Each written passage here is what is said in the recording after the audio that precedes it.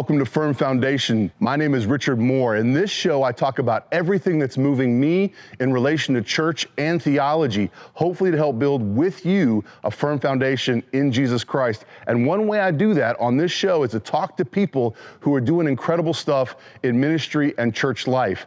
And today we're at an incredible ministry called Skate Church in Portland, Oregon. I'm also going to be talking to a pastor of Anchor Church that meets in the space of Skate Church. This is an indoor facility for youth to come and skateboard. We're going to check it out today. We're going to look under the hood and we're going to talk to the pastor of Anchor Church. Welcome to Skate Church.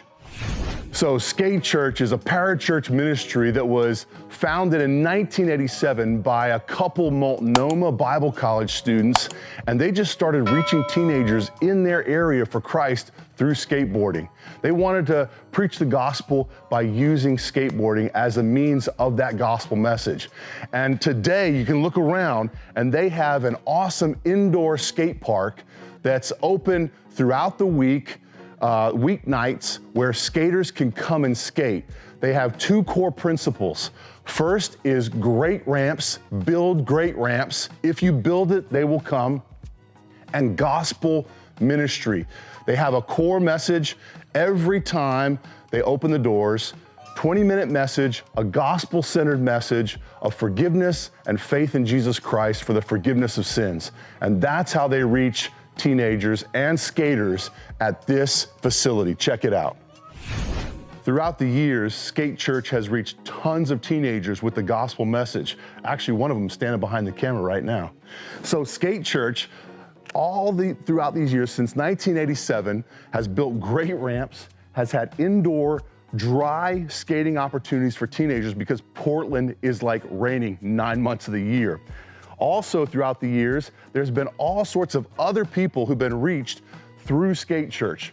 They've come to Christ. I've talked to people all week long who have come to faith in Jesus Christ and been ministered to and discipled by this ministry here. And one of them is Anchor Church, and it's right over here through these walls. Check it out, Anchor Church. So we're here at Skate Church and Anchor Church. They meet in the same facility, and Ian Cornell is the pastor. Ian, thanks so much for taking some time to sit down with me, man. Appreciate it.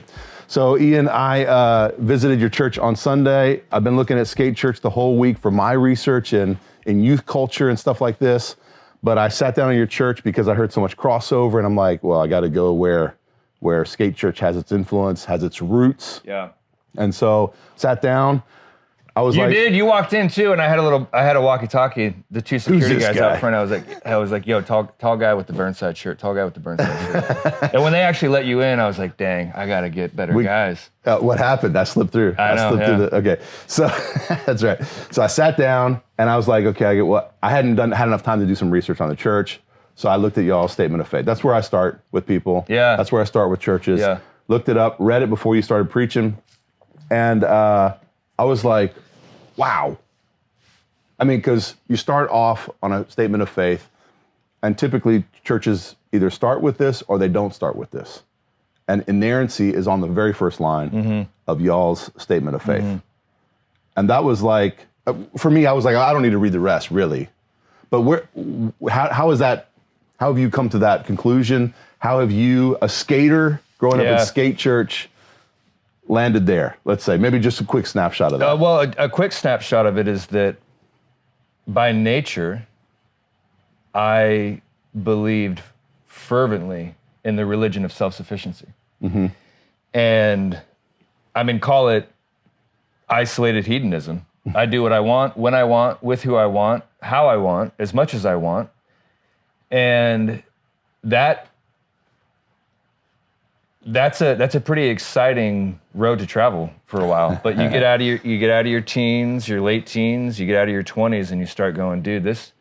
If you have a modicum of honesty about you, you go, there's got to be something besides this. Death is coming fast. Right. And I lost a couple of friends when I was younger, and that causes you to go, man, this isn't as long lasting as it feels, and I'm not as immortal as I feel. You feel immortal, but just because it feels true doesn't mean it is. And I was raised in and around the scriptures, but I think ultimately the answer is that the Lord was tapping on my heart, speaking to me. The mystery of this is obviously, it's just that, it's a mystery. But even before I made a profession of faith in Jesus, I just kind of knew this is true. Yeah. These words are true. There is such a thing as truth. You have to start there, and then what is it? And so I had a conviction of my conscience that every word in the Bible was true. It was breathed out by God. Is what Paul writes to Timothy. I believe in that mystery that Matthew, Mark, Luke, and John penned it by the inspiration of God the Spirit. I couldn't write that out for you. It's beyond empiricism, but I believe that to be true.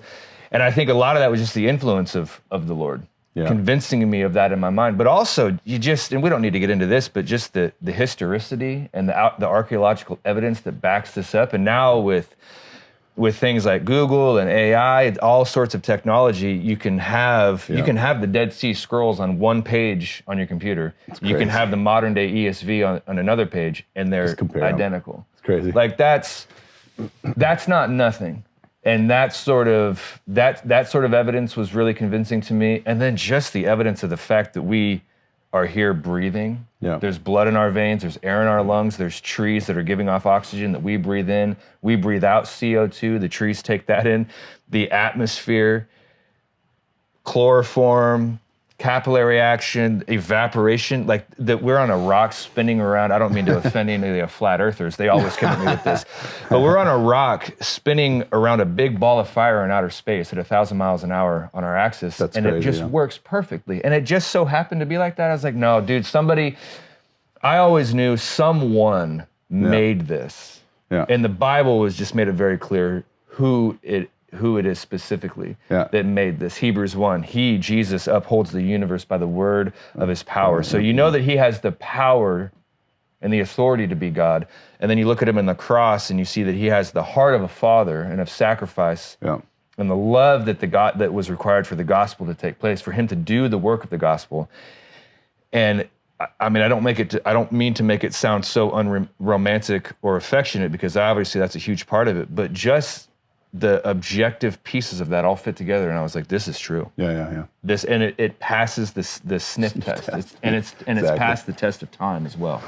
So, Ian Cornell, pastor. Yeah, boy. But that was not always the case. It was not always the case. Skater Ian. Punk Ian, I guess. I'm just guessing. Yeah. From what I gather from your story. Yeah. Tell us who you were. And give us a quick snapshot of your testimony. So very briefly, orphan, raised by my grandparents, so automatically had kind of a bent compass. Which I think is why I landed so much on just kind of like hedonistic pursuit. Like if it feels good, that's where I'm going. Yeah. And so that led me towards skateboarding. Yeah. I was Portland, Oregon. I was born and raised. I was born and raised here in Portland, Oregon. Yeah. Actually, the house where I grew up, my mom, my grandmother, she still lives there, is less than a mile from where we're sitting right now. Okay. So I've spent my whole life right here and done some traveling and moved about a little bit, but the Lord always brought me back here. And that's a big part of my story, maybe more than we have time to get into. But I chased what felt good. And skateboarding just happened to be that. I played ball as a kid, got into different activities and sports. I got my hands on a skateboard when I was 12. And then that was it. Yeah. And skate culture, for whatever reason, I'm not going to try to diagnose it. I think especially back then in the 90s, it attracted a certain temperament of anti-everything and punk rock. You can just say anti-establishment. Certainly that. Anything that was kind of the norm. Skateboarders, just they would see the no skateboarding sign, and that's where they're skating. That's where they would go. And that's just in the water for whatever reason. And it was socially fringe. It wasn't an Olympic sport back then. Yeah. And so I just kind of had that edge, and that led me into drugs, that led me into alcohol, that promiscuous relationships, all of those things just kind of come in the same package deal. And I was pretty good at it. and I was having a lot of fun. Yeah. And when I was in my mid-20s, I must have been 24, I was 25, it was 2010. And I mean, the reason why sharing my story is difficult is because I don't really know what happened, but I was pursuing my dreams and goals, and I had very specific things that I wanted to do. Did you want to be a skater? You want to be a pro skater? No, I never had the talent for that. Yeah, I got good, but I never got. Yeah. I skated well enough that people who didn't skate were like, "Dang, that's cool, man. pretty. Yeah. That's right on." Yeah. But then anybody who was really proficient or is even professional was like, "Hey, you're doing a good job. Keep it up, man." Right. Talk to me in a couple of years. Yeah. And then got a job and had to pay bills, so everything. But you were pursuing this hedonistic, this life, right? Yeah, I was just getting my kicks. Yeah. I was a big student of Jack Kerouac, anybody who knows who that is. And I mean, he's just all about chasing this ethereal kicks, this jazz beat, this whatever it is that makes you tick. And for me, that was the party, that was drugs, that was alcohol. I bowed the knee at the goddess of youth, which is a fleeting goddess. And in my mid-20s, I just realized the Lord revealed to me, and I mean, it was in an instant. I even remember the date. It was August 15th, 2010. Okay. The Lord, it was as if he just pulled a scale off my eyes. And it all of a sudden dawned on me. Like you and I could talk right now. We're gonna be dead someday. Our families are gonna be dead someday. We already have friends and family who probably have passed away. And we can say that we can say that honestly, but we're still sitting here not having it, like, we're not panicking about it. But it's really a scary thing, right? Yeah. Like the idea of till death do us part, we're both married men, like that's actually really tragic. Whenever you stand at and you make your wedding vows, you're promising the other person, one of us is gonna bury the other one. Wow. That's actually really heavy. Yeah. And we just get along with it. And we get in our cars and we drive at 80 miles an hour and we eat food that we shouldn't and we're not worried about the condition of our body. But all of a sudden at 25 years old, and I was at my, I was in my prime. I was physically, I was very healthy. Yeah. I was very sound mind. I had a very good job. I was a glazer by trade, which is an architectural metal and glass worker. Yeah. So I was making good money, never went to college, didn't have a lick of debt, and I lived in a house, I think it was a 3-bedroom or 4-bedroom house with 9 people. I was paying $100 a month in rent. Wow. So I had money, I had my health mentally and physically. I had a dream. I was going to move to Ireland. All of that has stories connected to it. Right. But the point is, I had my idol. I had my life. I had everything. I didn't have necessarily everything that the world could offer, but I had everything that I wanted. You were squared away, yeah. And the Lord it was early morning, August 15th, 2010, the Lord just sort of pulled. It's like in Luke, whenever the man has an abundance of produce, and he goes, "Oh, what am I going to do? I'm going to build bigger barns. I'm going to put all of my stock in my barns," and that's fine. Like, there's nothing wrong with that. But then it starts to get squirrely whenever his response to his wealth is, he says to his soul, "Soul, you can rest and you can relax, eat, drink, be merry. You're good. You've got goods for many years." I had goods for many years, and all of a sudden Jesus warns us. He says, but the Lord is going to show up tomorrow and say, "You fool. Mm-hmm. You're rich in the world. You're not rich towards God. Who's going to have all the stuff that you've accumulated?" It was as if the veil was pulled off my eyes and I realized I'm going to die. Yeah. Everybody that I'm doing this with is going to die. The people who I'm involved with, who I'm going to move to Ireland with, and everything that we have planned during that and after that is going to die. And in 100 years, I'm not going to be anything left than some old photographs that maybe my kids will put in a box up in the attic. That's it. Mm-hmm. And we all know that to be true, but it was like the Lord actually let the heaviness of that fall on me, and it destroyed me. It destroyed my pride. It destroyed my hubris. It destroyed the arrogance that the Bible speaks about whenever we say, "Oh, well, we're going to go here and here for a year and do business and make a profit, and then we'll go here and here." Listen, that's arrogant. Yeah, you don't even know if tomorrow's guaranteed. Yeah. The reality of that, it's intellectual. We know that that's true. We somehow could die before we even leave this building. But we don't actually believe that. Yeah. And we don't live that way. And the weight of that, the heaviness of that, the sorrow of that, and ultimately what I came to find out over some time is that is just the consequence of sin. the reality of sin that is, Yeah. which is what Jesus came to undo. He came to take death and bring life out of it. That led me back to the cross. I knew in a moment, I had enough of I was raised in a Christian home by my grandparents. I had enough of a biblical background to know, I think that what's happening here is I've been living in arrogance, and I've been living with my God is my belly, is what Paul says. Mm-hmm. And I see the futility of that. And I ran straight back to Jesus. I mean, I dusted my Bible off that morning. I was like, Lord, that was the question.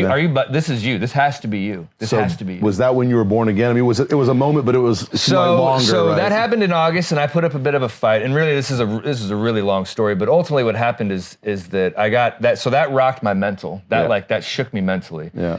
Not long after that, I got sick. I had to have surgery in my throat. Oh wow. That surgery had 8 days after that surgery. I had a medical event. I had to go in for an emergency surgery to basically fix up what the doctors had done. Oh, wow. So because it was my throat, I couldn't eat. So now my mental's been rocked. Now my physical's been rocked. And then because the God of your belly is... Yeah, I literally can't eat. And then I was kind of a gym rat. Like you would never know it now, but I had all this muscle mass that dwindled. Wow. I lost like 40 pounds in a month because I was just on bed rest drinking this weird protein shake because I couldn't eat. So my mental is gone. My physical is gone. Stripped down, bro. I'm terrified. I'm not leaving Portland. The Lord apparently wants me here. I don't know why. Because you had these plans for Ireland. I had all these plans, and then I was literally spitting because it was in my.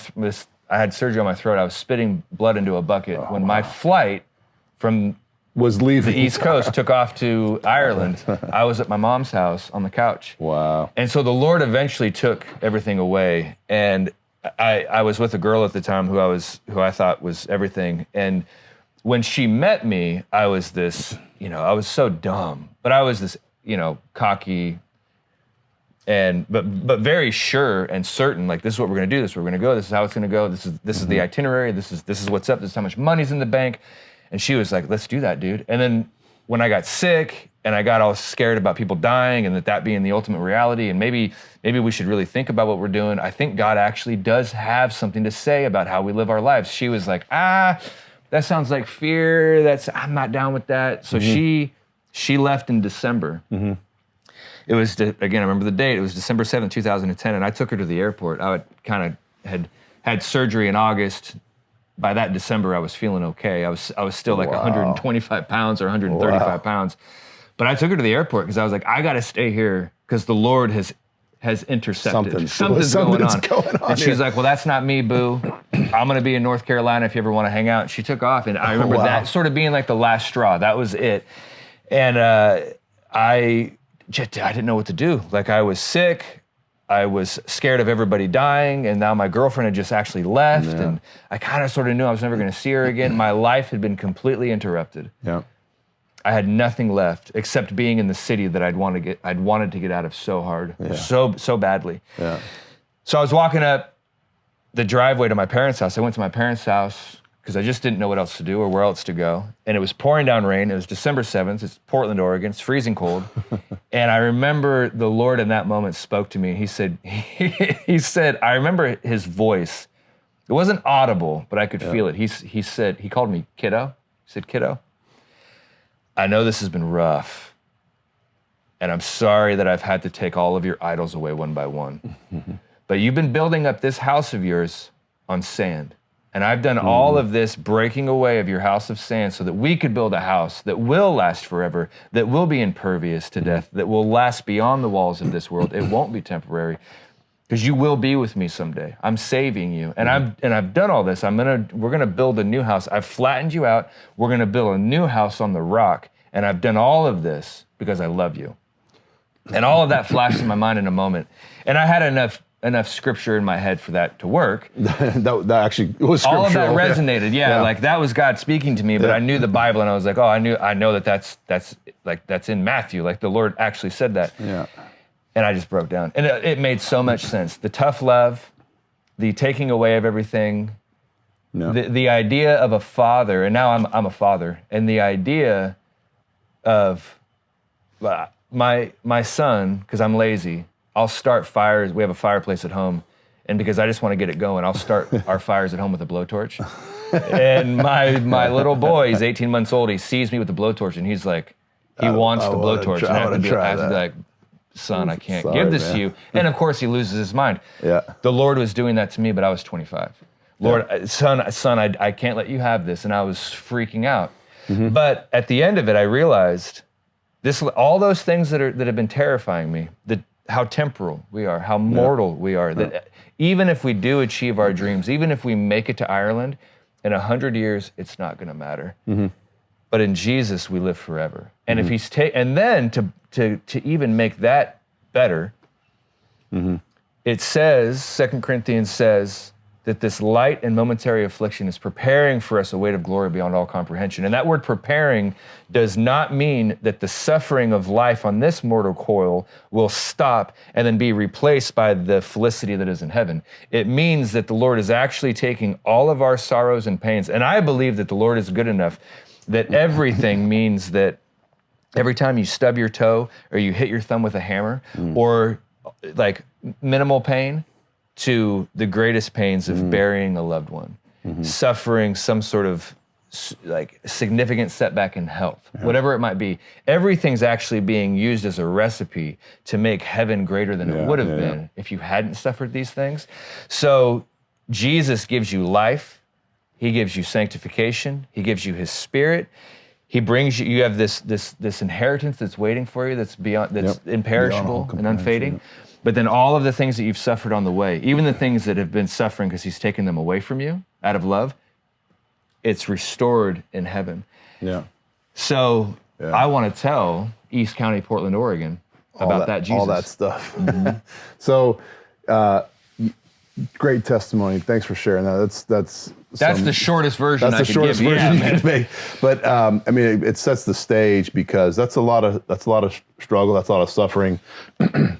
You were involved with Skate Church. I was, yeah. And you know, pretty regular, I guess. I take it from what I'm gathering. Yeah, I went a lot for a short period of time. Yeah, and then kind of maybe got back into it because, as I understand it, Paul spent a lot of time with you, and just like laid out the scriptures with you. Yeah. So Paul is the founder of Skate Church in '87. Just to lay the framework for the viewers. Yeah, and then you're discipled by him, and you're the thing happened to you that uncovered the eyes. You go grab your Bible. Ireland doesn't happen. Girlfriend leaves.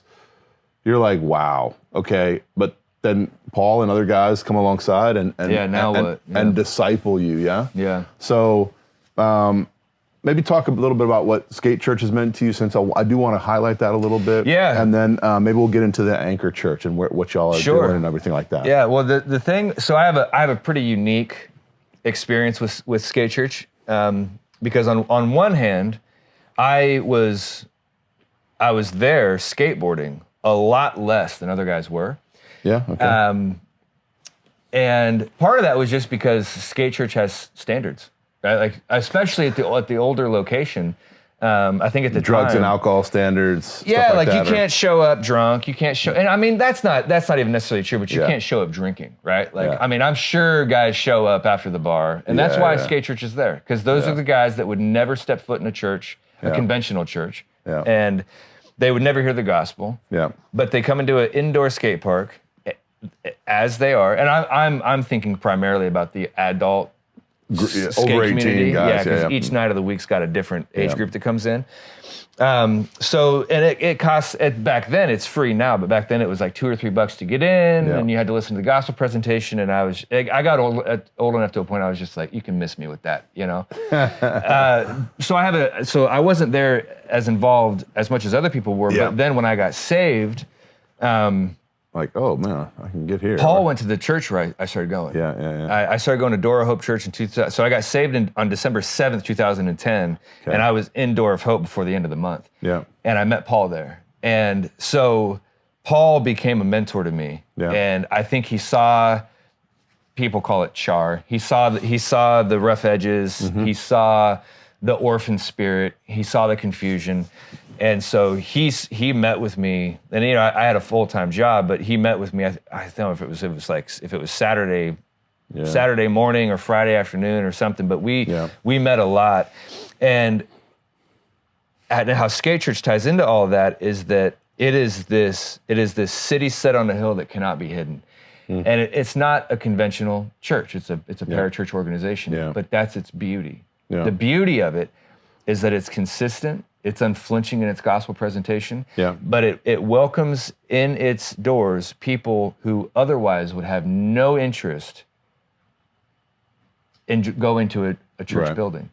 They want to come because the ramps are really good. So the two pillars of their ministry have great ramps. If you build it, they will come. And gospel, unabashed, unadulterated gospel presentation. I mean, I actually am coming this week, and I didn't quite know what to expect because, just wondering if the gospel's watered down, how it's presented, and all that stuff. And I'm just like, wow. Yeah. Like wow, shocked. And they hold you to that standard. Not anybody can just come in and share the gospel. Right. So, I mean, night one, it's the atonement and Old Testament from the guy sitting behind the camera. I'm just like, whoa, okay, wow. Connected to his life in skateboarding. Then night two is forgiveness, and Paul hates the devil. And he went wild on the demoniac who was throwing the boy in the fire. And I hate the devil, he says, and the devil's trying to ruin your life. Help me, Lord, I believe, help my unbelief. Yeah. Gospel and I bet that was at over 18. That was an over 18. Yeah. That was a solid night. Yeah, those adults. They're hearing that, bro. And they kind of know that it's true.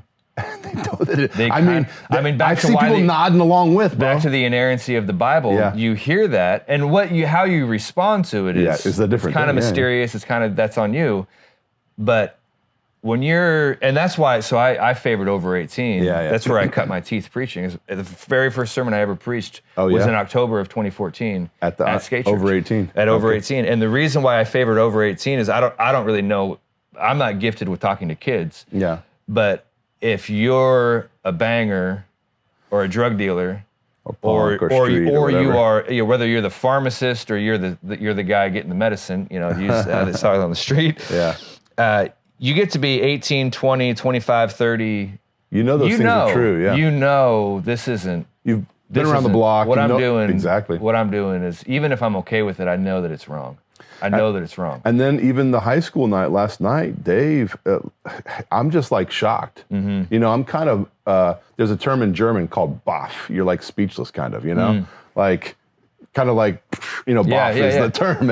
And so you come in, so I'm looking at Skate Church, then I get the experience at y'all's church on Sunday, and I'm like, wow. And I use the term with you, theological unicorns. Yeah. Like y'all, like I go through then your statement of faith on your thing. I mean, you believe in a conscious eternal punishment. That's not happening in typical churches that are progressive. They're losing that. Well, we believe in it and we talk about it. And then your LGBTQ statement was like, wow. Yeah. I mean, it's on the bottom. It's not within the statement of faith. Trinitarian language, heaven, hell. What else did I notice? There was one more thing that stuck out to me. Anyways, I'll come to it maybe. But I was just like, wow. And then the connection to Skate Church. It seems like y'all just believe the thing that are written and preach them and teach them. Then you're preaching on Matthew 9. Yeah. And I'm like, okay, I can get behind this church and actually give just from my looking under the hood for a week, my unadulterated, you guys are legit. Yeah. And so how do you what this is a year church. Tell us about Anchor Church, connection to Skate Church. Yeah. I mean, year one, y'all are celebrating year one coming up, right? Yeah, this Sunday will be, so our anniversary, our 1 year anniversary is March 2nd. Cool. And this Sunday's March 1st, so we're celebrating it a day early. And so tell us maybe the quick snapshot story. You're in this building. It's a Big Five, old Big Five sports. We're in a sporting goods warehouse. Sporting goods store. Yeah. We're actually sitting in the loft of the sporting goods warehouse. This was the offices, yeah. It's awesome, what's crazy is the only reason why I even said, hey, we could use this building is because I thought we could have this church in here. Because it's 200 square feet. Right, this wouldn't work anymore because y'all are actually about at 75 to 80 people, I guess, yeah? Yeah, we're sitting, I think that we're sitting at now at a year, we've got 90 people who are committed Anchor attendees. Cool. So a little bit about that. So I'll keep this brief. I meet Paul Yeah. And there was a bit of a connection because I knew like, oh, hey, we're going to the same church. He was working at Door Hope one day, and it was like a Tuesday or something. I don't even know why I was there because I had a full-time job, but somehow I was at the building and divine appointment, bro. And I said, hey, you're Paul. You're the skate church guy. Yeah, I used to go when I was a kid. Cool. Yeah, fist bump, right on, bro. Yeah, that was dope. And then God bless him, he just took a liking to me. Okay, and so we started meeting, and then I actually ended up. I was in a community group with him, and I remember one night I was saying something about something, probably a little bit about my testimony. He interrupted me. Because that's his spiritual gift, and he'll tell you. Interruption.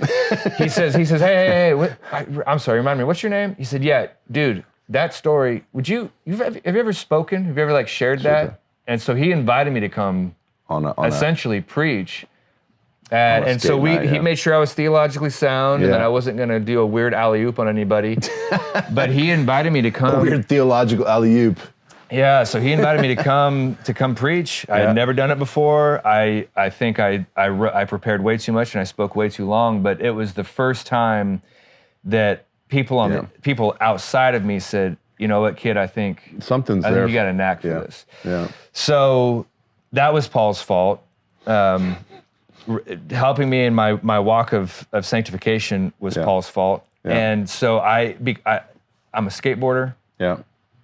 I cut my teeth preaching at skateboarding. I started leading Bible study at Skate Church. I started a Bible study at Skate Church. Like all of the ministry stuff that I do today, I just sort of went for it. It's DNA there at Skate Church. Yeah.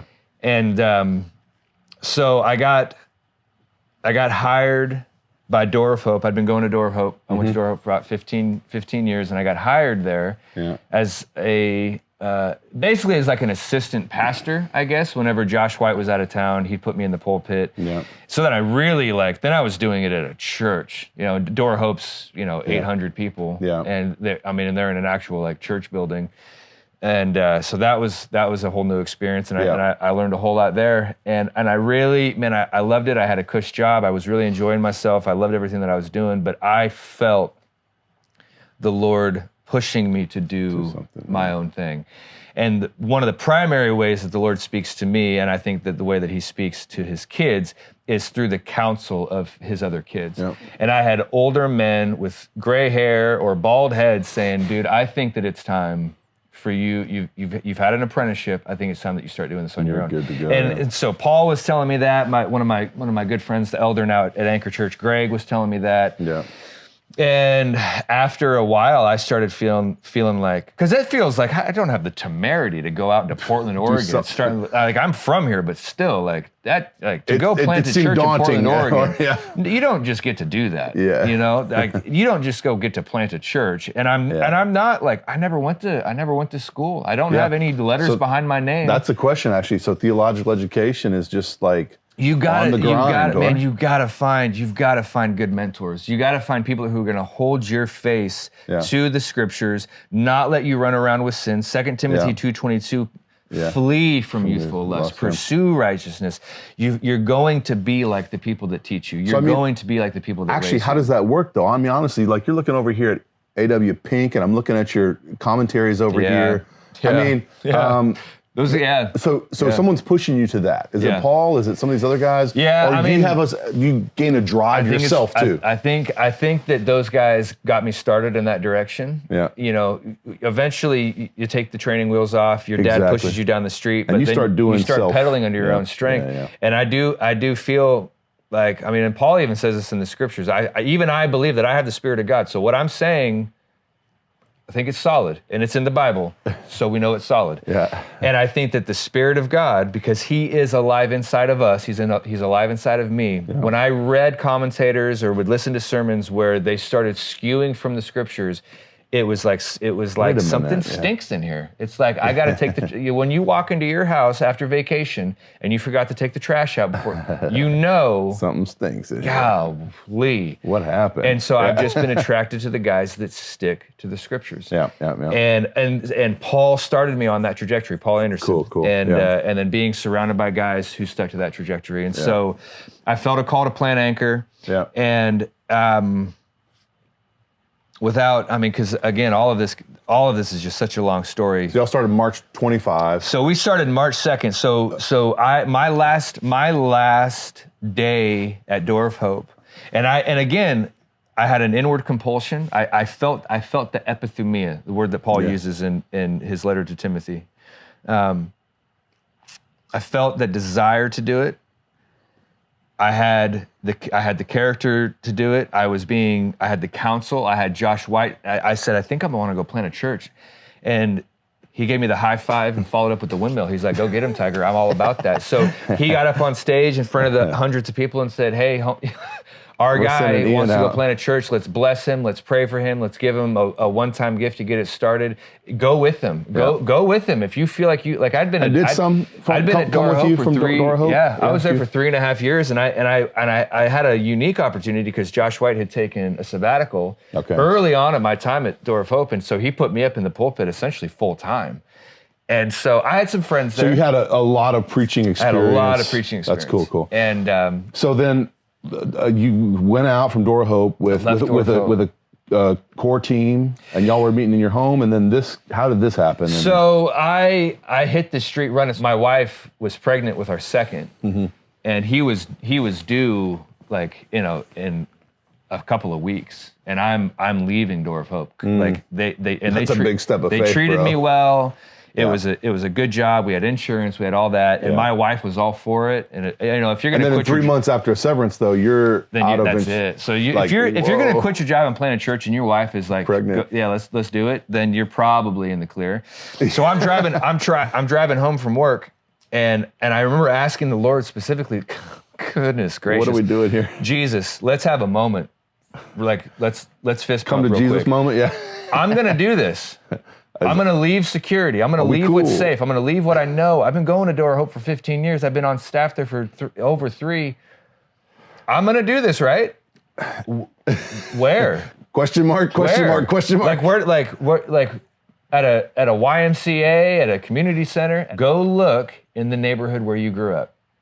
It was clear as day. So I left Door of Hope. I preached my final sermon. It was July 28th or 29th. My son was born August 3rd. And I'm jobless.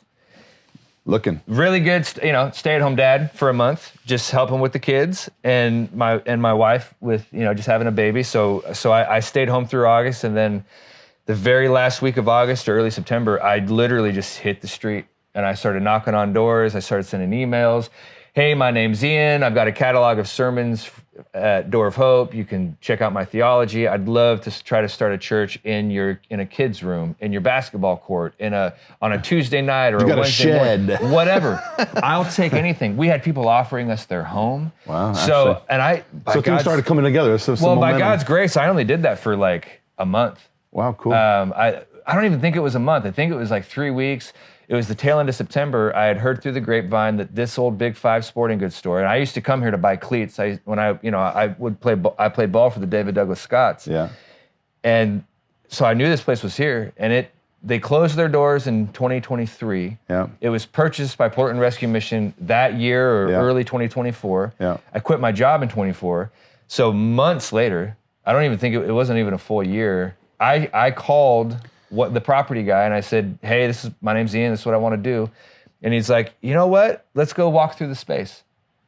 So what did you think when you first walked through? We visit this old Big Five sporting goods. It's a big facility, guys. We had a video of it earlier when, for people who... It's somewhere around like 13 to 16,000 square feet in the footprint of it. The main hall, yeah.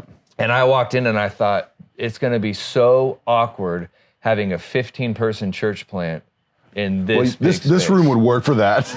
But so I didn't even know this was here yet. So we walked back here, and I came up into this space, and I thought, oh, we could do this. This could work. Yeah. And just on the other side of the door is another one of these rooms, and I thought we could have our 3 or 4 kids in there. Kids here, yeah. We could have church in here. Boom. And so that would work. Yeah. That would work. We got this giant 16,000 square foot space down here, but whatever, this would work. So I told the property guy at Portland Rescue Mission, I said, this would work, we could do this.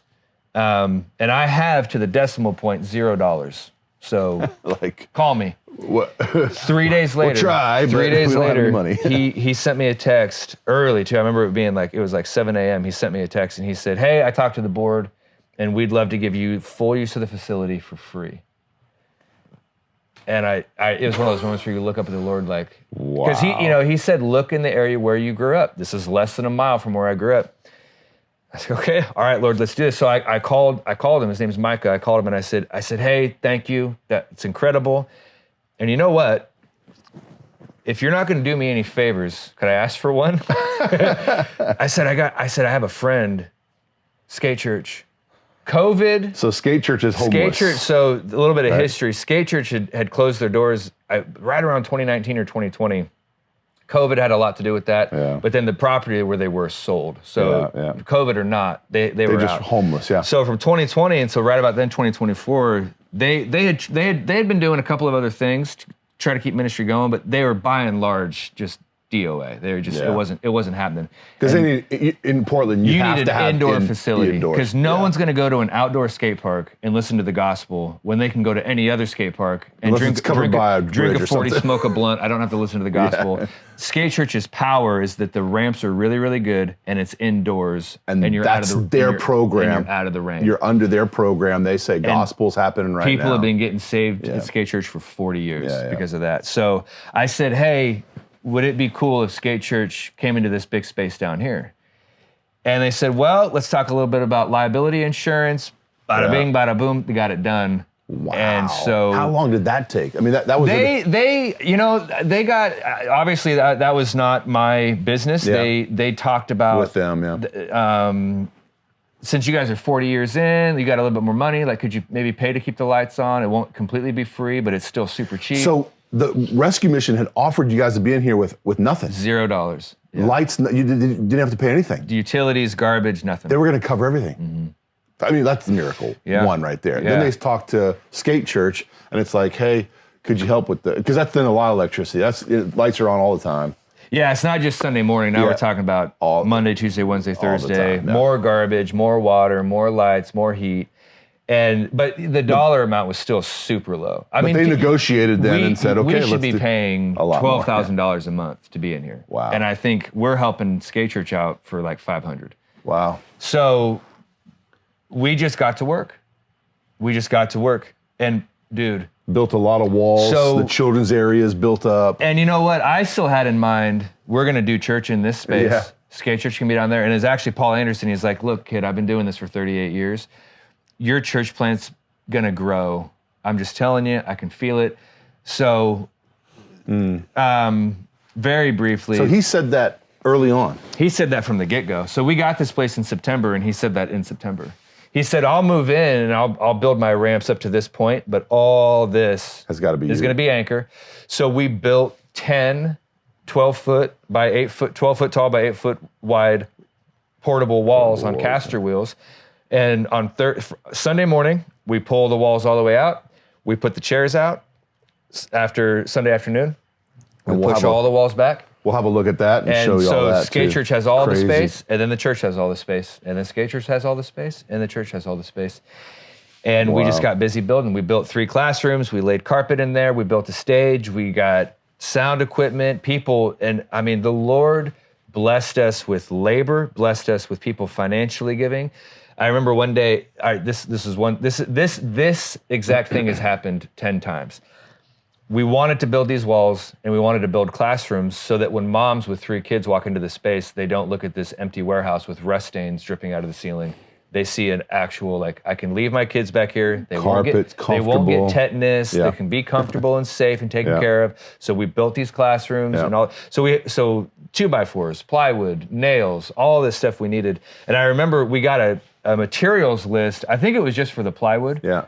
And so we had a number, we had a dollar amount, and it was right about $2,000. And so I was like, all right, so we need to go buy plywood for $2,000. Okay, cool. And a guy handed me $2,000 cash. He put it in my hand. Wow. There's your plywood. Thank you for that, Roger. Copy. I'm on it. I didn't. There's like no, like the doors are open. I hadn't even walked out the door, so that happened. There's here. no boundaries. Like things are happening. You're like, we're doing this. I'm going outside to get plywood. I'm gonna go get in my van. I'm gonna go buy plywood, and I get a text message from a buddy of mine who's in construction. Hey, bro, we overbid a job. We got 94 pieces of plywood that we're not gonna use. Can I drop it off? So you got the $2,000 in cash, and you got plywood. So I just took we ended up buying paint with it. And so I mean, the Lord has just provided all of this stuff. And then people in the community hear stuff, and there's all the labor's been free. They want to help. They want to jump in. So it's been So we had that little core team. We were meeting in the space when it was gross and cold. We hadn't turned the heat on yet. It had the old Big Five color scheme painted everywhere. Like it actually felt like we were in a bowling alley. Like just the color of everything. Funny. And the old tile floor and all that. So we were meeting with 10 adults. It was 5 couples, and then a smattering. All of us had kids. My son was, like 3 weeks old. Yeah. And we started with that, and we started building. We built the stage. We mopped the floor. We dusted. We got the heat turned on. We got the classrooms built. We got the carpet in there. We painted all the walls. We made everything comfortable. Got couches and furniture. And because I think there's differing opinions about this, because I know that the church is not the building. I know that that's true. But I do feel like it would be a dereliction of duty to not be as hospitable and make people as comfortable as possible, especially when you have kids. And a lot of the material we got for free, and all the labor was free. So we were like, why not? Yeah. So we made this old Big Five sporting goods warehouse as comfortable and as aesthetically pleasing as possible. Yeah. And we got all the coffee makers and the hot water for tea and all that stuff. And so from September, October, November, December, January, February, we're doing this. And then March 2nd, and we just kind of arbitrarily picked a date. We're ready to do this. Do we think that we could do this by March? Do we think that we could? We got all the chairs, all that stuff we got for free. There was a couple of churches, unfortunately, a couple of churches who were either closing their doors or kind of reinventing themselves. Yeah. And so 2 different churches, big churches, gave me the key to their building and said, anything in here, take it. We got coffee makers. We got 256 chairs. Wow. We got kids stuff. We got coloring books. We got office material. We got copy machines and filing cabinets. All this just stuff. Like the chairs. I was wondering, these are not church plan chairs. 256 of those chairs, and they're $70 to $80 a piece. And I know that because I just had to make it. You had to price them out. Make it legit with the books. Yeah. I had to do the whole insurance thing in case the place caught on fire. Right. So we had all this stuff, and so March 2nd, let's do it. Okay, and there was 100 people that showed up. We had to push the walls back further and add another 3 rows of chairs. Wow. And, like a church plant, it was 100 people day on week 1. Then you kind of crashed a little bit. It was 60 on week 2. Yeah. And ever since then, we're kind of coming back up. Yeah. We're about 90 people. The church is growing. But what's super cool, I mean, there's a lot of things that are super cool, but there's a number of people. It's no longer just a Door of Hope group that's now having church over here. So a lot of those people have left. They were interested in the beginning. They went back simply either went back to Door of Hope or they went wherever they went. And so now there's probably 30 people here that from Door of Hope originally, but the other 40 or 50 are from around the neighborhood. Yeah. People who have come to church for the first time, people that we met out here, we'll talk about this doing our ministry out on the street. Yeah. Or from people who, left their churches because they felt called to be someplace else and they found Anchor. So we've got one of the things I think is really cool is that so my son is 18 months old. There's a baby here who's not even a year old, and then we've got widowed great-grandmothers. We've got young families. We've got the retired community. We've got teenagers. We've got every dynamic, every age group that there is already at a year in this space that the Lord has brought to this particular house. So you have that broad cultural spectrum, but then you also have a niche of here's a skate church right next door. You have several staff coming to the church. Yeah. You have just a happy marriage, it seems like. Yeah, we're great roommates. Great roommates. Yeah.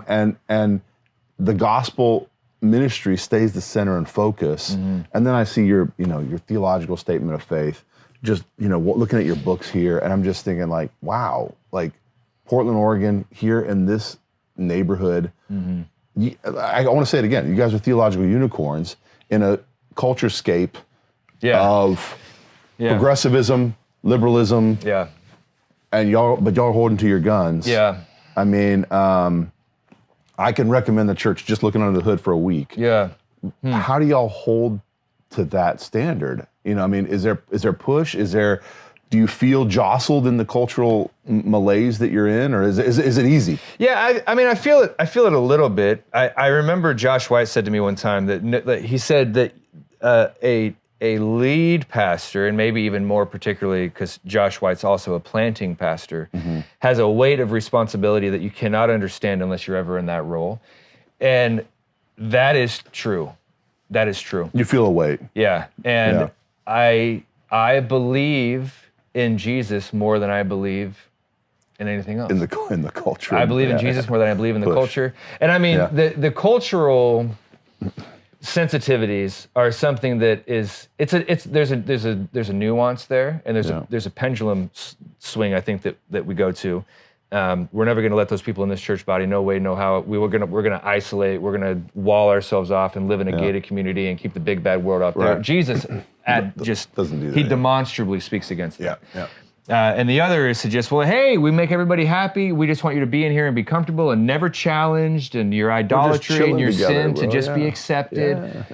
There's a middle ground. We talked about this in Matthew 9. Jesus is at the party with Matthew and his tax collecting homies. He's with the sinner. He's there to seek and to save the lost, but he's not engaging in what they do. Right. He may not affirm what you do, but he's always ready to restore you from your sin and from your wrong thinking. And it's actually pretty clear in that passage. He says, I'm not called to come the righteous. So if you think you're righteous, you're good, man. Yeah. You've received your reward. And so I've come to call sinners. I see it as and these kind of conversations are helpful because it helps get what's in my head out. Yeah. And I haven't talked about this robustly necessarily before, but I see at least two things here that are incumbent upon me as not just the lead guy, but of course as the lead guy, but as a Christian.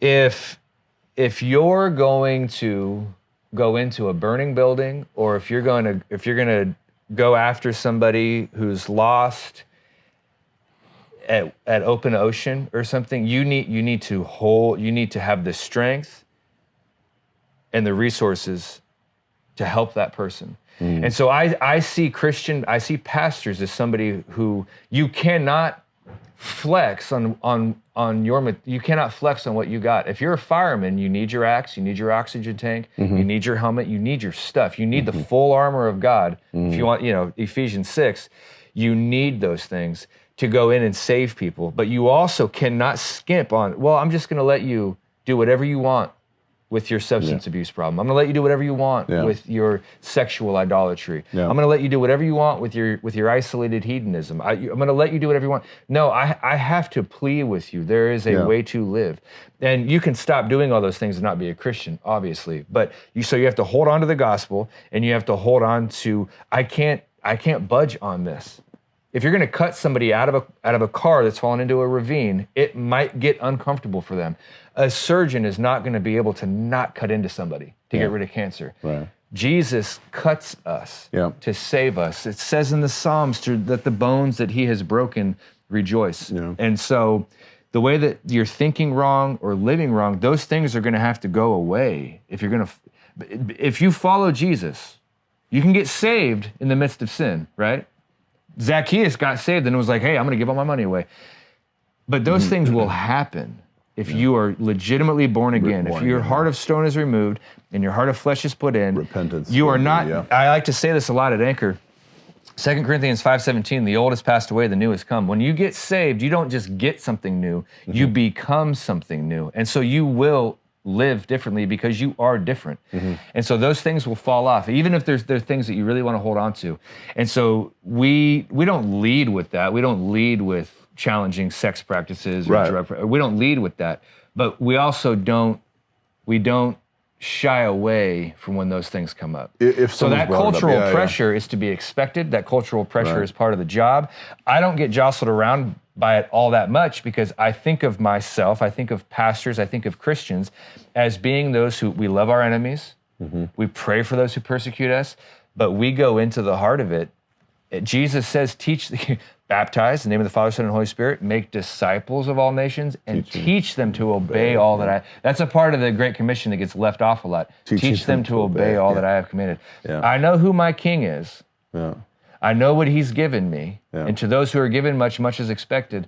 And so I actually, it is a dereliction of duty. It is unloving to come at people with the gospel. And at some point, again, it doesn't have to, you have to use discernment here. We don't go out on the street and say, hey, stop doing drugs and stop sleeping with your girlfriend. We don't lead with that. We lead with the gospel. And then if you're going to come into the fold of Christ, that's every time that he heals somebody miraculously, the very next thing that he does is he tells them what to do. Mm-hmm. He tells the leper, don't tell anybody about this. He tells the demoniac, go back. The previously demon-possessed man is like, let me come with you. It says he begs of Jesus, let me come with you. And Jesus says, no, go back home and tell everybody how much the Lord has done for you. His miraculous saving is immediately followed by obedience. Now, I don't think that that's you're crossing, you're marking your boxes to get saved.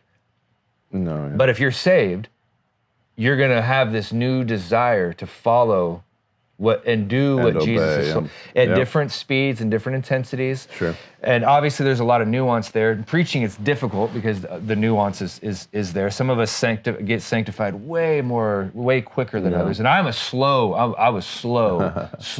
to like fall in line with Jesus. Yeah. I was born again, and then I wanted my salvation in my sin too. And someone was like, that's actually called antinomianism. And I went, oh dude, yeah, I guess I can't do that.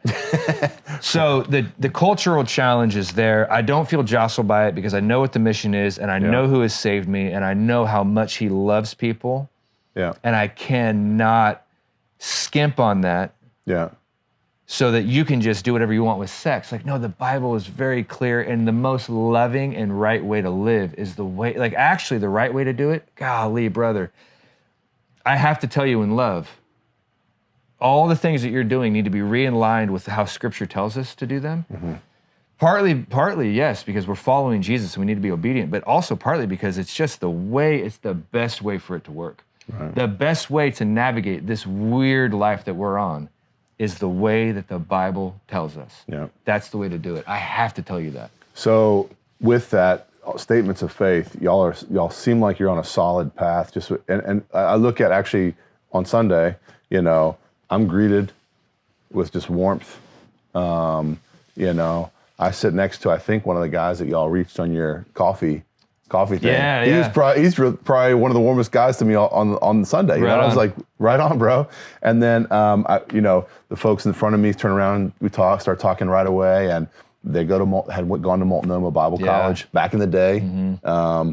When it was probably pretty solid, biblically speaking. Yeah. And so you've got a lot, it seems like you have people who are hopefully helping set the stage theologically, biblically, keeping everything in a tight box. Yeah. But then you're doing stuff on the street too. Yeah. Tell me about, so we went out yesterday. Y'all roped me into coming out and doing coffee. Yeah, in the rain. You even hung out in the rain. We hung out, I don't know if it rains a lot in Germany, but it does. You're a SoCal boy at heart, so. Yeah, I spent 9 years in the Bay Area, and it never rains there. Yeah. Never. Yeah, it rains here all the time, which is why Skate Church is so popular. Pacific Northwest. Yeah. So we went out in the street. We did, actually ministered to a lot of people. I mean, and you're actually offering coffee then, but you're also offering, here's what we do. We're Jesus, man. We're Jesus people. We meet over here in this building. It's right there. You can point right to it. Mm-hmm. That's a pretty, that's radical for most churches, bro. Speaking of the cultural thing, the reason why we did that, and we call it crosstalk, which is, it's a pun, right? Yeah, right. We're talking about the cross, so it's crosstalk, but we're also just talking back and forth. Yeah. And that's why we did it. So, it doesn't always work. It just depends on whoever comes by. But we probably talked to 30 people, maybe. Yeah, I think that many. Sometimes people will sit down, and it's not uncommon. People will sit down in those chairs. So we set up a table right on the property line. So we're not on a public sidewalk, but we're right there. People walk by. It's a very busy street, lots of traffic and lots of foot traffic. And we've got a couple of coffee urns, we've got tea, and as time's gone on, we've got jackets. People have donated stuff that we can give out to the homeless. We handed out a few jackets yesterday. So we hand out jackets, we hand out candy. Candy is a big hit, and hand warmers, and just just some basic stuff. But the hook is, what's your name, bro? Where are you from? Where are you headed? What's going on? Where are you headed? I was surprised that where you headed gets them open up their lives. I'm going down here to do this and that. I don't know how to explain this, and I have spent the majority of my life in Portland, Oregon, and so I see how it is. I don't necessarily know why it is, and I don't know if this is true in other cities. I assume that it must be, but depending on where you are in Portland, our crosstalk thing would not work. Interesting. Because if you're in a more affluent area where people are on their way to work, they've got deadlines. They're not even stopping. They've got kids to pick up. They've got dry cleaning. They're whatever. Coffee. I already had my coffee today. They're not going to stop. They don't need free coffee. Yeah. They've got plenty of it at home. Yeah. And even if they do talk, they're going to complain about politics and property taxes. Funny. It's just the truth. Yeah. Out here, there's a lot less of that. There's a lot more homelessness. And y'all were talking about, interesting, yesterday, how actually gentrification is a real deal. North Portland got pushed out here because gentrification happened in North Portland. Yeah. And so homelessness. Developers move in, prices skyrocket. And this got pushed out here. A lot of kids like me who grew up closer to the river just get priced out. So there's this weird Dynamic. demographic out here. It is underrepresented. There's a lot more gang violence out here. There's even more traffic deaths out here. There's more poverty. There's more single parenting. But there's also there's the immigrant population out here is much higher, which Portland claims to be all about. As long as they're in the outskirts, it seems like. And so that wasn't why I wanted to plant a church out here, but just kind of happened. But it has way, definitely become it's become a love. And so what I've noticed is that, so I live in a more affluent area. I'm a brat, I admit it. I had an uncle who passed away and I inherited his house. Oh, wow. I'm that guy. So I live in an area of town where people are more like, oh no, I'm good, thanks, appreciate it, bye. But that crosstalk works here, but right there. Out here, people, and this is a big thing. This is a big thing, especially for the homeless. Yeah. It is rare for people, maybe if they go to they go to get a bag of food at Sunshine Division, they go to a shelter, maybe in those places. Yeah. But for somebody on the street to look you in the eye and say, hi, what's your name? That is shocking to them.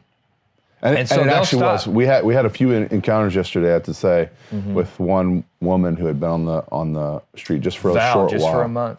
Yeah. And she was like, y'all are talking to me? And then we spent some time showing her the facility, come to church on Sunday. I mean, I just pray and hope that she shows up, man. Yeah, that's always the prayer. And we talked about this yesterday. Out of every 150 that come by, 2 will show up at church. Yeah. But we've only been doing crosstalk for 3 months, and there's 4 people here who are like, this is my church. So I mean, I love it that y'all are like in the phase of church planting, where you're just like, let's do something. What do we do? We don't know. Let's just do that. I'm a big proponent of throw it on the wall and see if it sticks. That's right. You got to try it.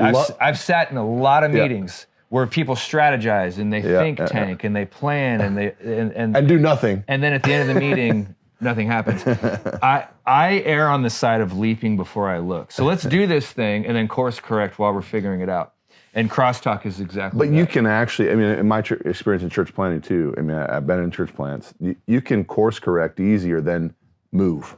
Yeah. Like if you're not moving, if you haven't jumped, you can't. Getting that thing going and is the harder. proof is just in the wisdom will be justified by our children. I mean,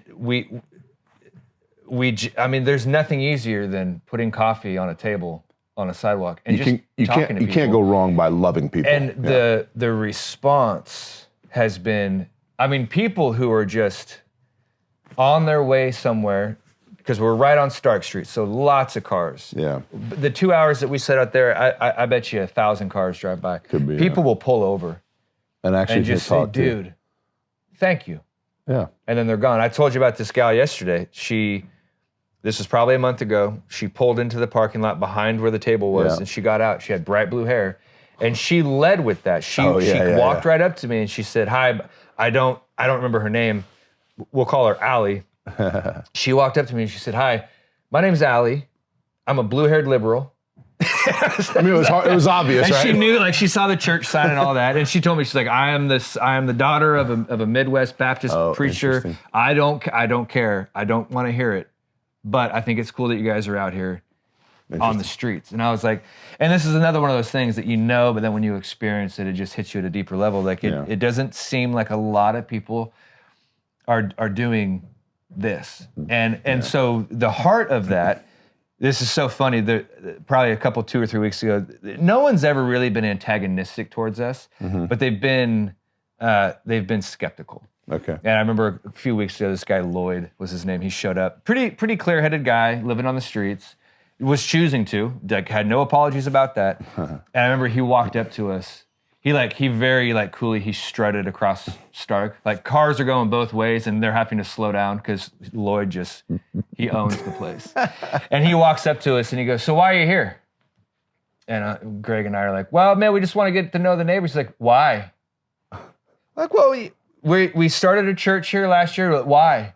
And it just, he just kept going. And you know, I missed the moment. I missed it. But thinking back, and if Lloyd comes back again, why are we doing this? So that you would repent and believe the gospel. That's why we're doing this. Yeah. That's why we're doing this. And you put it in pretty good. So maybe you're actually learning on the fly. You put it in pretty good yesterday. We're learning on the fly. Like, we believe in Jesus, and he teaches us to repent and believe the gospel. We believe the gospel, and that's why we're doing this. We want to love our neighbors. Yeah. I mean, I actually see that's interesting. You mentioned that story now because I see you learning on the fly. Actually. Yeah. Well, and again, that pendulum swing. On one hand, the church is inside this building. Yeah. And you have to walk through the building and pass the foyer, and the greeter's going to hand you a little And there's lots of ramps right there. And your more typical church, like, that terrifies some people. So exactly.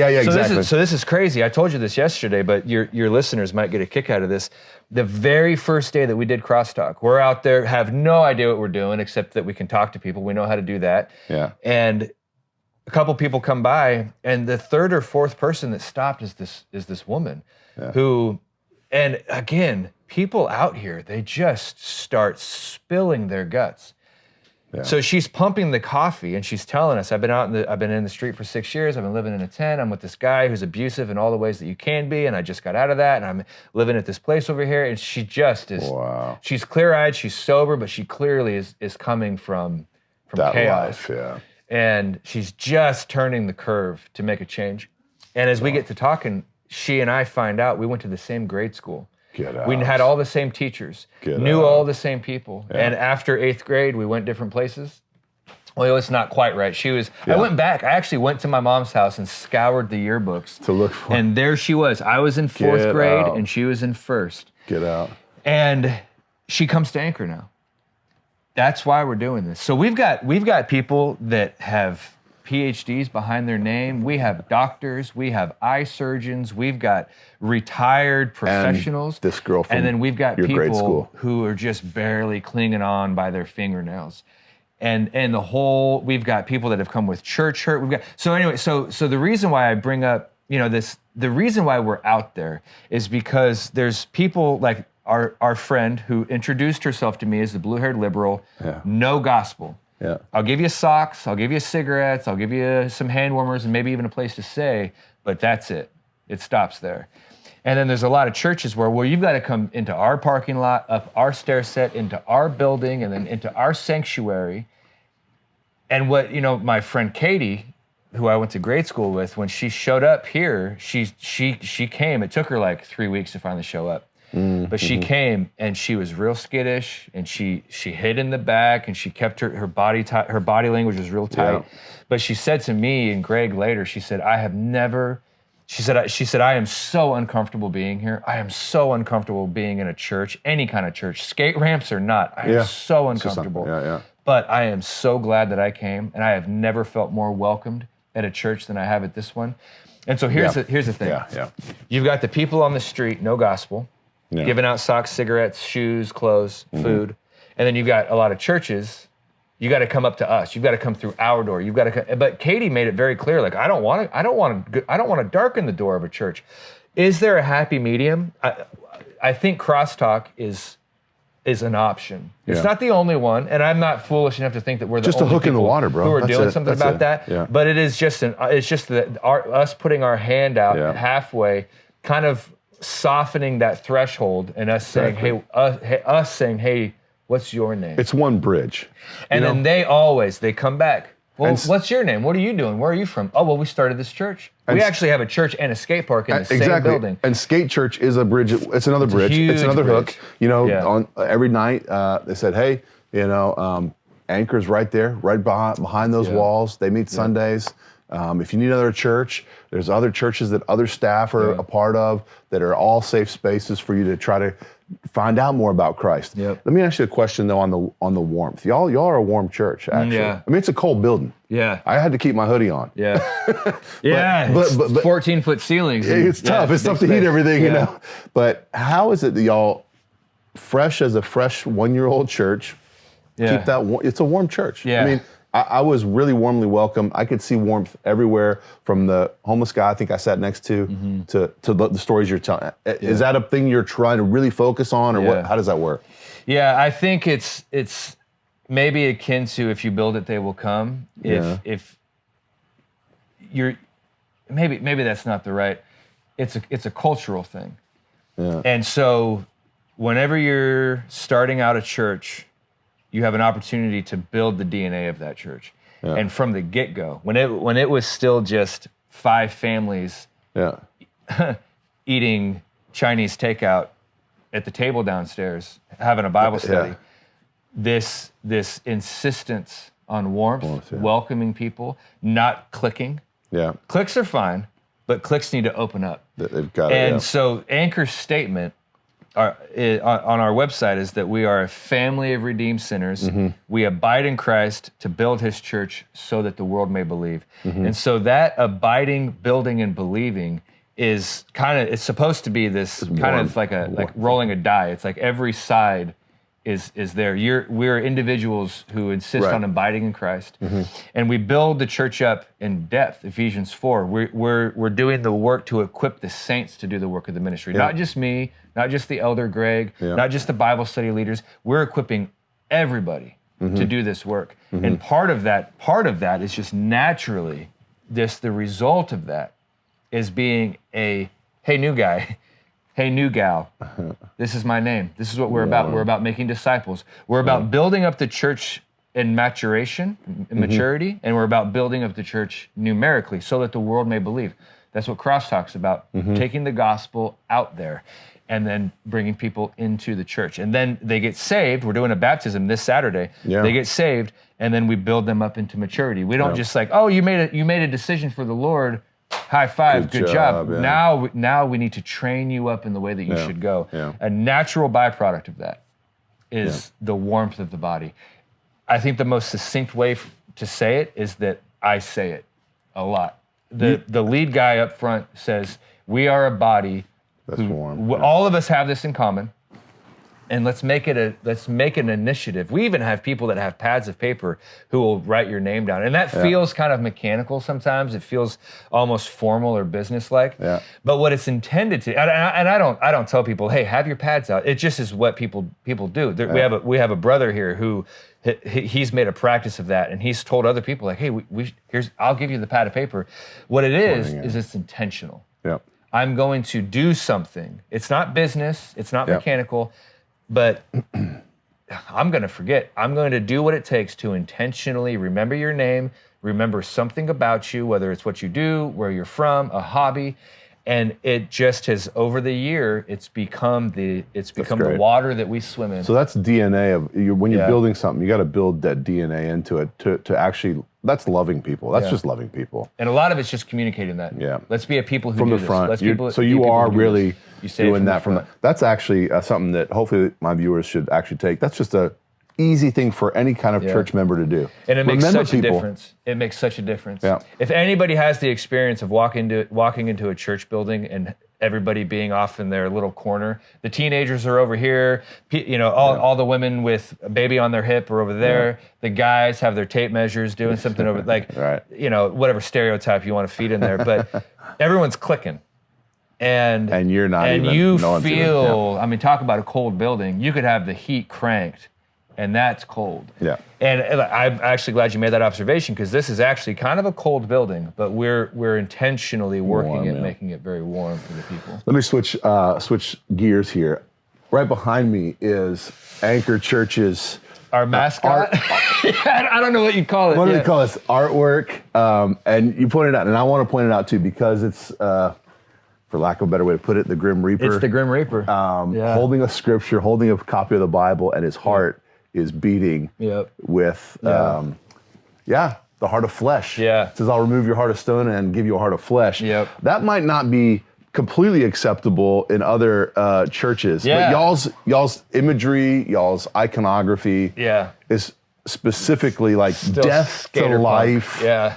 Oh, death, where is your sting? Yeah. Explain that a little bit to us and talk about that. Well, every expression that is macabre or sinful or dark or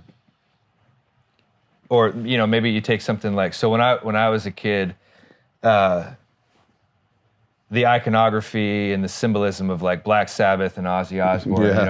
My parents were like, "Oh, stay away from that because it's evil." Well, everything is good that's been twisted by evil, and so dark art, dark music, dark anything, and I mean art like painting or whatever. Like artistic expression is a gift. It's a gift. It's something that God gives us. Sin has twisted everything. Yeah. And so the punk rock, even like the burning barrels on your T-shirt, like there's sort of this edge to everything. Shout out Schizo Scott. There's sort of this, like, skateboarding just kind of has this dark, edgy feel to it. Yeah. And it's a culture. That kind of comes with you. That's your DNA. That's your imprint. It comes with me because that's where I grew up. But I also love the idea of the right side up kingdom. So you can take anything and it's made better, or it's brought back to life. Life out of death, or beauty out of ashes. Yeah. Is what the gospel is all about. Yeah. Oh, death, where is your sting? And so I was in my car on the way home from work, and there was a car in front of me with a bumper sticker that had the Grim Reaper on it. And I think just because I'm a skater and I like the darker art, I've always thought that the Grim Reaper is dope. And I've talked myself out of getting a Grim Reaper tattoo like 100 times in my life. Well, that's good for that. Yeah. I mean, maybe you can hold a Bible now. But so I thought, but it just dawned on me while I was in my van. I was like, yo, the Grim Reaper is like, is the Grim Reaper in Germany? Is it like, I think bro, there's some really dark stuff in Germany. I need to show you some stuff afterwards. The Grim Reaper is if not very close to like the global emblem or icon of death. Yeah. He represents death. That's what he's about. When you get saved, you don't just get something new, you become something new. Death is defeated. Yeah. Jesus brought life and immortality to light. So the Grim Reaper, the irony is, the Grim Reaper is dead. The emblem of death is dead. Death is defeated. Yeah. That's what the scriptures say. The final enemy, death, is defeated. And I just thought it'd be kind of a cool thing to have the symbol, the global symbol of death, being killed by coming to life. And having a heart. His heart of stone is removed, a heart of flesh is put in. So that's us. So he's reading the Bible. He's got the heart that's growing. Yeah, I mean, that's the eternal destiny of man, basically. And it's we're death. We're dying. We're going to die. But if he's being saved, that's us. Yeah, death has been defeated. We are saved. So death no longer has its sting. Death no longer has the final say. So it was intended to be this ironic thing. The emblem of death is dying. Why or how? Well, because he's coming to life. Ephesians 2 says that by nature we're children of wrath. Yeah.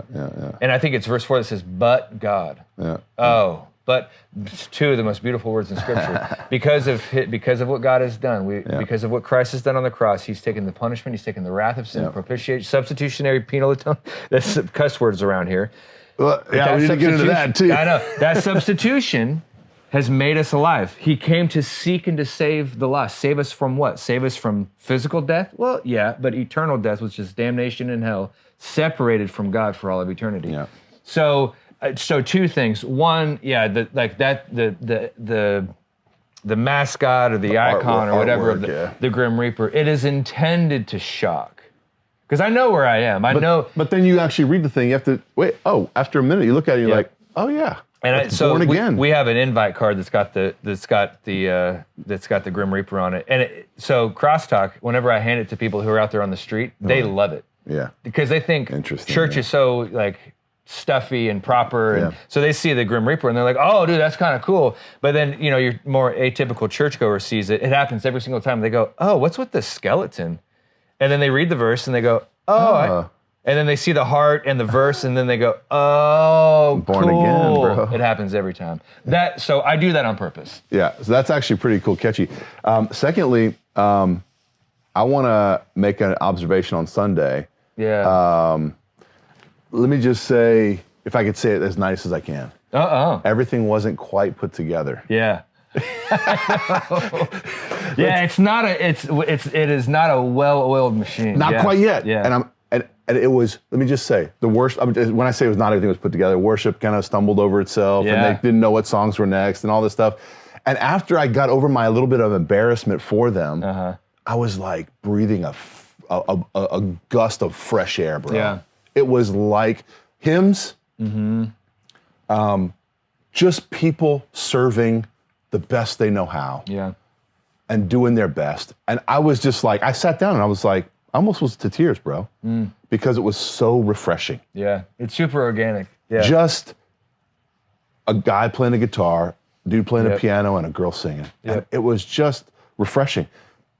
Do what you can. I'm just going to give you a recommendation, hopefully. Do what you can to keep that. Yeah. Keep that refreshment of, we're not perfect.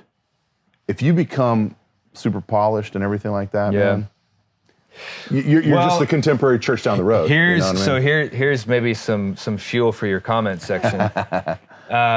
One of the ways that we intend to do that is to just not have staff. Okay. So this is a big push point for Anchor Church. I'm not against staff. I'm really not. Yeah. I'm not against. The guy running the cameras right now, we're going to pay him. Like I want to give people. Yeah. I want to pay people. I want to be a church that I would love someday to have a couple of staff members who we can pay you a good salary. Yeah. We can give you health insurance. We could even give you a retirement plan. I do believe in the church being that for somebody. Where I may go against the grain a little bit is having a bloated staff or overstaff. We've got a worship guy who's just sick. That's dope. And I'm not saying don't pay that guy, and I'm not saying don't have staff at your church. I'm saying for Anchor personally, what we hold to a very high value is people giving of their gifts. Yeah. And it might be costly. Yeah. It might be costly. And that is just biblical. We give of our time, we give of our gifts and our resources, we give of our money. The Lord loves a cheerful giver. And so my heart is to not say, "Hey, dude, I'll give you $150 if you fill in." And my heart is not to try to bleed people dry for their giftings. My heart is that you have got, so that's an abiding piece. We are a family of redeemed sinners we're I don't have the word individual in the statement, but individually we're abiding in Christ. You are serving the Lord, you love the Lord, you're following the Lord, and out of obedience, you feel the call to give of this gift that He has given you to the greater body. And we have built Anchor. That's why so much of the labor was free. That's why our guy gave us 95 pieces of free plywood, because people are just giving of their resources. So you've got these guys giving, but I think it was John Piper maybe who says, brothers, we are not professionals as pastors. Yeah. So that's an interesting balance. I hope y'all can kind of keep that. Yeah. One more thing. Yeah. Penal substitutionary atonement. You mentioned it. It's in your statement of faith. Yeah. But Portland, the Christian scene in Portland, as I gather, has come to maybe relinquish that view, or not hold to it very tightly, let's say. Well, yeah. How I do. You hold to it very you hold to it very tightly. I hold to it. Yeah. And so is that a challenge at all, or is that No, for the same reason as before. I preach so maybe this is Jesus is he's our audience. Mm-hmm. Do everything that you do as unto the Lord, whether you eat or drink, whatever you do. So really, I'm preaching to an audience of one in the sense that I'm serving one God. Yep. I'm not serving the opinions or the sensitivities or the triggers of a group of progressives who I don't even know, or even of the group of 80 people that call Anchor home. Jesus says, whenever you fast, whenever you give, whenever you pray, don't do it in such a way that others are going to go, oh, that guy. He says, do it in secret. Don't even let your left hand know what your right hand is doing. Go into your prayer closet. Your Father who sees in secret will reward you in secret. So I'm doing this for an audience of one. I'm going to die someday and stand before Jesus and give an account of what I've done here at Anchor, of what I've done with my children, of what I've done in my quiet time when there's nobody else watching. And I know that. And I am more concerned about, even though I know that I'm saved by grace and he removes my sin as far as the east is from the west, I believe that. I also believe that every word will be held accountable, and that there is a reward. And the scriptures aren't entirely clear, but there is a loss and a gain of reward. Jesus does not want to take away treasure from us. He so desperately wants us to have treasure. He wants us to have it in the place where it will not be destroyed by rust or by moth or stolen by thieves. It's treasure in heaven. Right. So I think about that, and penal substitutionary atonement is a biblical Orthodox point. You kind of eviscerate the gospel if you take it away, and then the gospel becomes good advice instead of good news. Yeah. And I don't want to be that guy. And if it offends my greater culture, if it offends somebody in the congregation, they can talk to me about it. They can write me an email about it. That's fine. But I am not going to stop preaching about it because it's in the scriptures. Well, it's been believed in church history, except for the last 15 minutes. Yeah. And so. Yeah. And you've got to ask. And in 15 minutes, in the next it's going to be something else. Exactly. Pronouns have changed. Sex has changed. Yeah. Biological, male, female. All of this stuff has been played with. Things that 50 years ago were just duh. Are now being challenged. Words that we use have completely changed. What was offensive in 1999 is now not offensive, and what was offensive in 99 is not offensive now, and what wasn't in 99 is offensive now. We've had a reversal of just our language in Portland, Oregon, and I'm not going to use the words, but you know what I'm talking about. And we've done that with everything all the way down. Portland, Oregon, on one hand, screams about science, listening to the science, following the science, until it's inconvenient, specifically with gender. And I'm not picking on the LGBTQ community. Those are children of God who are not the enemy. They're victims of the enemy. And I believe that half of them are confused and half of them are just jumping on whatever is hip right now. Right. I am not going to go with the motions of culture. I'm not going to be threatened by the ever changing tides of what is popular or what's super sensitive and what's not super sensitive.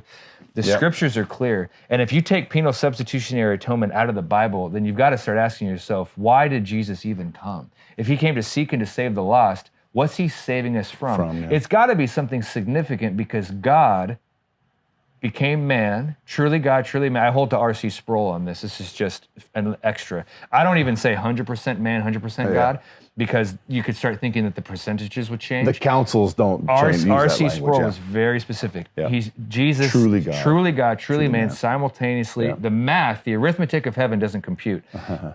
He did that. The incarnation happened. He was born in a stable. He was born in poverty. He was a fugitive before his first birthday. Herod wanted him dead. He was chased out of his own town where he grew up in Luke chapter 4, eventually lied about. He was betrayed. His trial was a sham. It wasn't even a trial. He was mutilated. He was tortured. He was executed. And something happened on the cross. My God, why have you forsaken me? We cannot plumb the depths of what that means exactly. But if you take away penal substitutionary atonement, then all of that seems to have been either it was too strong, or it doesn't apply to anything. Right. He really wants to save people from hell. Hell must be really, really bad, and sin must be really, really bad. And I say this to Anchor a lot. You want to see how much God hates sin? Then look at the mutilated body of Christ on the cross. You want to see how much God loves you and wants to save you from the consequences of your sin and the presence of your sin and the power of sin? Look at Jesus, God himself, taking that instead of you. Right. And rising from the dead to give you his righteousness that you cannot earn, you cannot buy, you cannot steal, and you cannot fake. Don't mess with penal substitutionary atonement. Stop it. If you're a pastor in the pulpit, you're not even a pastor if you're skimping on that. Repent of that. Stop it. Bro, I'm hoping my audience has watched to the very last word. We were going to do this for like 15 minutes, but it went on. I'm hoping everybody heard the very last word from Ian Cornell. God bless you, bro. Pastor Thanks for doing this. Of Anchor Church in Portland, Oregon. Anchor Church PDX. I recommend wholeheartedly, if you're in the Portland area, please come by, check out. Please support in any way you can. Support Skate Church. Support Anchor Church. And God bless you guys. I really hope that the roots of the gospel will go deep in this community. God bless you, Ian. I appreciate it. Thanks for the time. Thanks for tuning in, y'all. Thanks, y'all. Take care.